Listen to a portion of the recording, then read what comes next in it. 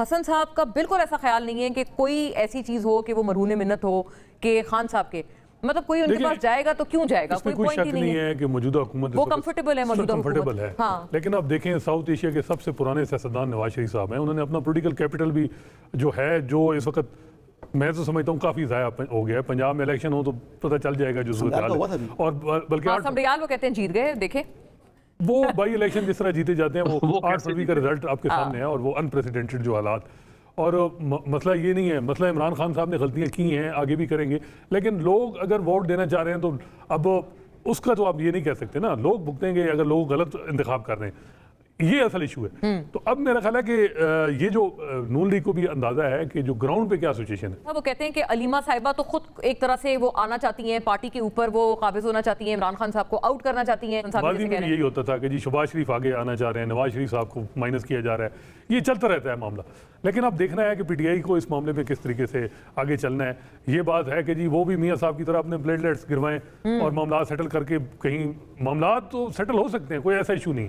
یہ اب دیکھنا ہے کہ کس طریقے سے ہوتے ہیں معاملات. تو کسی ٹائم پہ بھی کوئی بھی نہیں دیکھیں یہ کوئی کہنا کہ جی جو ہے وہ ایرریلیونٹ. ہاں ایک انڈیا پاکستان کی جو 5-6 دن کی وار رہی اور اس کے بعد ایران کی جو صورتحال تبدیل ہوئی ہے، لیکن اس کا مطلب یہ نہیں ہے کہ جی جو ہے وہ بالکل حکومت اب بہت ہی اسٹرانگ پوزیشن میں اور آگے نہیں. یہاں ایک کرائسس آتا ہے تو ایک ایونٹ ہوگا تو معاملات بالکل ڈیفرنٹ ہو جائیں گے. تو اس وجہ سے میرا خیال ہے کہ ملک کی اسٹیبلٹی کے لیے ضروری ہے کہ ایک لارجسٹ پارٹی جس کو کافی منیمائز کر دیا گیا ہے اس کو اول تو یہ بھی دیکھیں جس طریقے سے ان کی مخصوص نشستیں لے لی گئیں. آپ دیکھیں اور یہ بھی ایک میٹر آف فیکٹ ہے جی نشستوں کی تھی نہیں نون لیگ کی تھی جی پارلیمانی جماعتوں کی تھی. نہیں آرٹیکل 51 ریڈ ود 106 آپ بتائیں مجھے کون رپورٹر ہیں. چلیں اس بات پر ہی نا کہتے ہیں قاضی نے چھینا.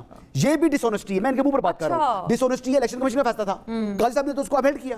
یہ لوگ کیا بولتے ہیں قاضی نے چھین لیا. الیکشن کمیشن کو یہ گارنٹی نہ ہوتی نا کہ قاضی صاحب یہ فیصلہ اپہیلڈ کرتے، وہ نہ کرتا. قاضی صاحب پورا بات کدھر کی بات کدھر مکس کر کے جناب مکس کر کے یہ جناب دے دیا، لوگوں کو گمراہ کر دیا. اب دیکھیں لیاقت چٹھا کا بیان ہے، اگر بہتر ہوتا ان کو کورٹ میں بلا لیا جاتا، اگر جھوٹ تھا تو جیل بھیج دینا چاہیے. مسئلہ یہ تھا کہ بڑا 2 منٹ میں مسئلہ حل ہو جاتا. اب خیبر پختونخوا میں دیکھیں جو جماعت جو ہے جس نے جنرل سیٹیں کم اس سے زیادہ وہ مخصوص نشستیں لے پی ایم ایل این کا دیکھیں کوئی ایک یہ بلوچستان میں اگر گروپ آف انڈیپینڈنٹس جو ہیں اگر وہ بنتا ہے تو سیٹیں تقسیم ہو جائیں باقی جماعتوں کے اوپر، باقی جماعتوں کو تقسیم ہو جائیں وہاں حلال ہے. ٹھیک ہے، وہ گروپ آف انڈیپینڈنٹس کی سیٹیں پارلیمانی جماعتوں کو جائیں وہاں پر حلال ہے. یہاں پر گروپ آف انڈیپینڈنٹس کی سیٹیں پارلیمانی جماعتوں کو جائیں تو وہ حرام ہے.